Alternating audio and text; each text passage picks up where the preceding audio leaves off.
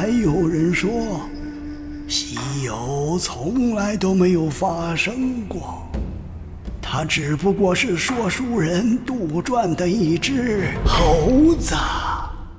Out of all of the games coming out in 2024, Black Myth Wukong has to be one of the most interesting ones. This game was announced back in 2020, and ever since, hype levels for this game have been through the roof. This was thanks to its unique take on the Souls-like genre and its ultra-realistic graphics. But if I had to choose one reason to be excited about this game, it has to be the source material developers are using to create their story, Journey to the West. Journey to the West is a story that was written in the 16th century, and it covers the story of a group of unusual characters going on a mission to retrieve the Buddha's sutras from India. Along the way, the group encounters fairies, demons, magical items, and powerful gods. Many have called this story the original Lord of the Rings, and I believe correctly so. Now, what makes Black Myth Wukong so exciting is the fact that developers behind this game truly care about this story. To us Westerners, this is hard to appreciate because we grew up reading stories like the Trojan War and the Odyssey. And while both cultures share classic themes like prophecy and destiny, other elements of the story are a little bit more difficult to get without doing some serious research. I've only been researching Eastern belief systems for a couple of months, and I can say that I haven't even begun to scratch the surface. And I assume a lot of people in my audience feel the same way, which leaves them excited about this game for the less important reasons in my opinion. That's why in this video I want to bring along these people and try to explain the best way I can why this game is really interesting. Near the end of the video I will be discussing some popular fan theories about when the story takes place and who do you really play as.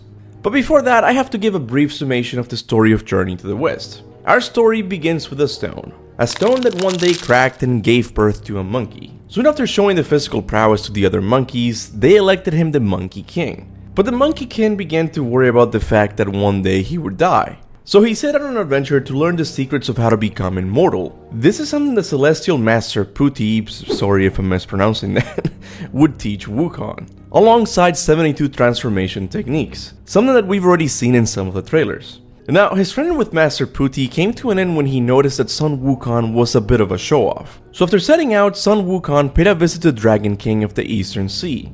And after a match back and forth, he was finally able to leave his kingdom with the Golden Hooped Rod, a weapon that can shrink and grow to whatever size Sun Wukong desires, which is something we've also seen in the trailers.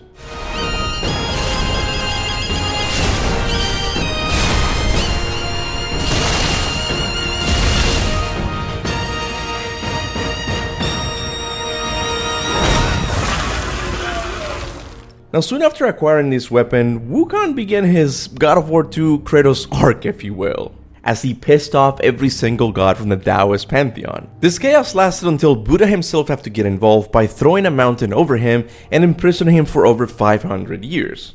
And it is in this part of the story that the true journey to the West begins, as a young monk embarks on a mission to retrieve the sutras located in India. And to help him on his journey, the Bodhisattva Wanjin enlisted the help of 4 unusual characters: a man-pig demon, a river demon, a horse-turned dragon, and of course, Sun Wukong. These characters were chosen to accompany the monk because they had all sinned against heaven in one way or another. So this journey to the West would have been their last chance to gain enlightenment. Now, if I were to tell you everything that happens in the story from this point on, we would be here all day.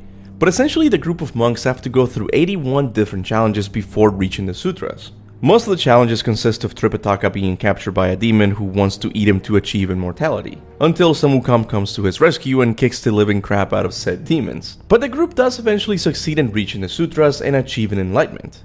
Even Wukong, the trickster monkey, is successful at attaining Buddhahood and is given the name Victorious Fighting Buddha.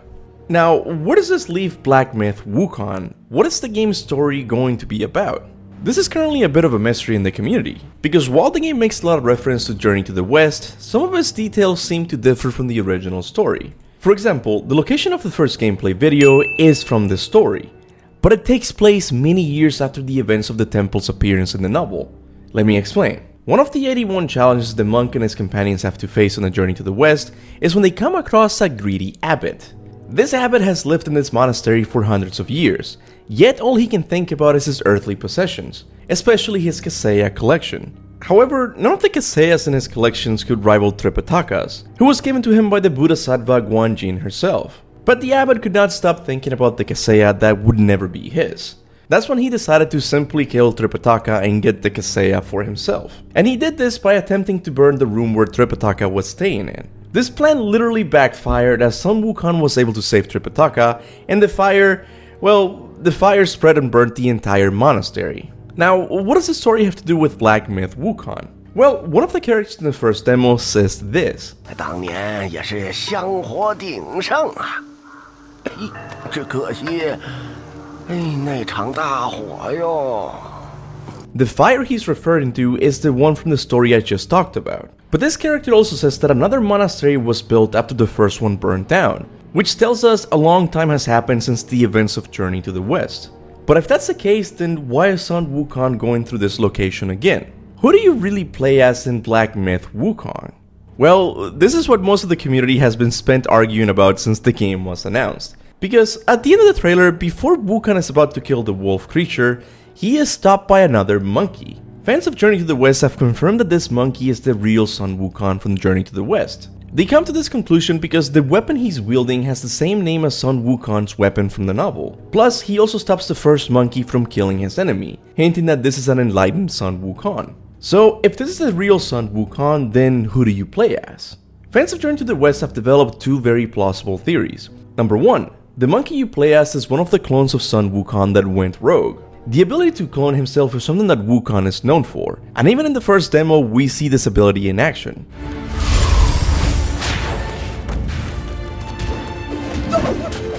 So the theory states that the monkey you play as is one of these monkeys that went rogue. But there's a more interesting theory if you ask me. Many fans believe that the monkey you play as is the six-eared macaque, a monkey that's so equal to Sun Wukong that only the Buddha could tell them apart. So the theory states that in this story, the six-eared macaque will follow in the footsteps of Wukong to achieve enlightenment as well. But I have problems with both of these theories. And I know I'm in no position to be challenging longtime fans of Journey to the West. I know I'm not an expert on this story. But from everything I've seen from Black Myth Wukong, it seems like the developers want to tell a more nuanced story. One that gives you an alternate take on what really happened during the events of Journey to the West. This is something the first character from the demo seems to allude to, as he says that some people don't even think Tripitaka and Sun Wukong were successful in reaching the sutras. He goes as far as saying that they might have died before reaching them. This alternate story of Journey to the West is also something that seems to be hinted at with the final fight of the demo. The giant wolf creature's name is this, I'm not even gonna try and pronounce it. But the reason why this character's presence here is so odd is because in Journey to the West, Sun Wukong kills him. So it implies that this game's take on the events that happened in the monastery didn't happen exactly as they did in the novel. Instead of this character dying, he took up control of the monastery. And it is like this with a lot of details from the game. For example, in Journey to the West there's another character named the Tiger Vanguard, who while being pursued by Wukong and his companions, ripped his skin off in an attempt to fool them. But Badgie, or the pig demon companion, is eventually successful in killing him. Yet he is here in the game, alive and with his skin still intact. And there's also that mention of the golden cicada at the beginning of the video. 这个故事得从一只金蝉说起。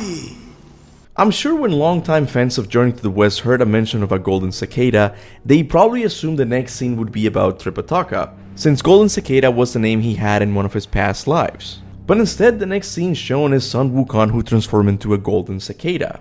So from the very start, the developers have been throwing us for a loop as to what the story is really going to be about. As you can see, this game has stirred a lot of discussion among Journey to the West fans. In a way, it reminds me of that pre-God of War 2018 era where we were analyzing the most minute details shown by Santa Monica Studios. And I hope with this video I've at least enticed you to keep an eye on this game, because it isn't just another Souls-like. It's a game that's being developed by people who really care about this world, and I for one could not be more excited. Now, as I've been saying throughout this video, I am far from being an expert on this topic. I only scratched the surface of the many details that can be found in all the footage.